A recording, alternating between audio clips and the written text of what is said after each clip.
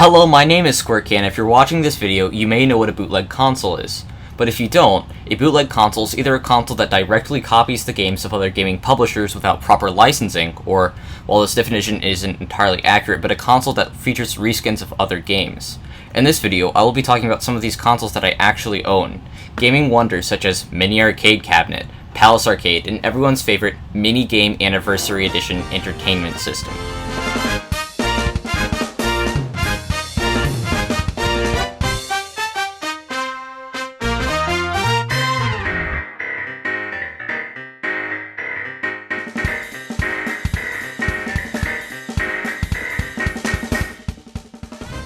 First off, we have the Palace Arcade. This was the bootleg console I actually received first.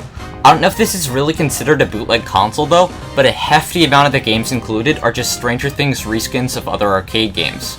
Surprisingly enough, Bandai Namco actually provided licensing for Pac-Man, Galaxian, Dig Dug, and Galaga, so this console can safely avoid a solid 4 lawsuits.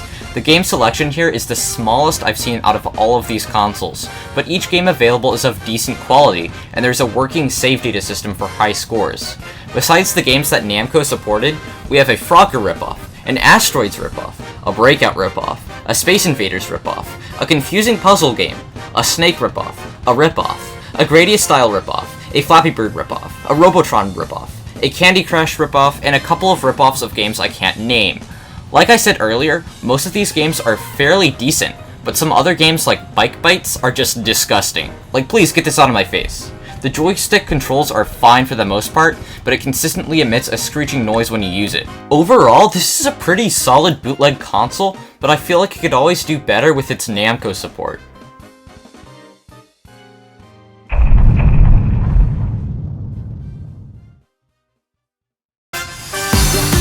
Next up is the Mini Arcade Cabinet. Notice how the name isn't the Mini Arcade Cabinet, rather just Mini Arcade Cabinet. This bootleg console has no licensing from other companies. It just copies a solid 200 or so games and gives them a reskin. This is a 16-bit console, unlike the previous one, but despite the higher resolution textures, whoever made the sprite work was not very talented. Just look at the action sprite. This console has much better UI compared to the Stranger Things console. Don't you just love how there are games called Air Defense and Fish Killer in the Relax section?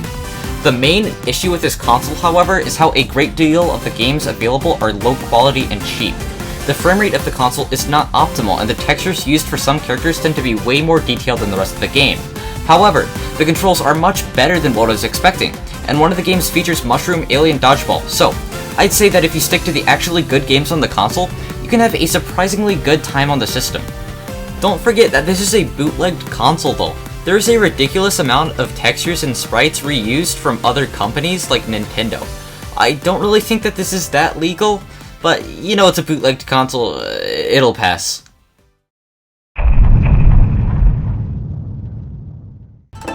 Finally, we have the Mini Game Anniversary Edition Entertainment System. You know, I hate saying that sentence.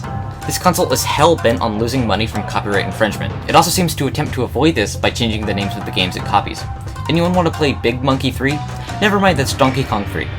Don't get me wrong, due to this console's sheer determination not to get caught, we have the full, not reskinned versions of classics such as Contra 2 and Galaga. This thing has quite blurry graphics compared to the other consoles and looks the worst visually of the trio. The controller is a replica of a standard NES controller, and we even get 2 of them to support 2-player games. This bootleg console also comes with bootleg games despite the rest of the library being pretty true to their original forms. On the console we got Mario 6 and Mario 10. Mario 6 being another platformer that sort of resembles Super Mario Bros. 3, and Mario 10 doing its own thing in the corner over there. Mario 6 is actually fairly decent, but every person who's played Mario 10 has been cursed by Phantom Shigeru Miyamoto, which is exactly why I'm showing footage of me playing the game. The entire console is pretty high quality, so the only variable at play are the games. Most of these are retro and extremely difficult. Usually you can work around these challenges though. In 2-player, the door is open to a variety of fun real-time 2-player experiences. The Teenage Mutant Ninja Turtles fighting game is incredibly unbalanced, which just makes the game oh so much better.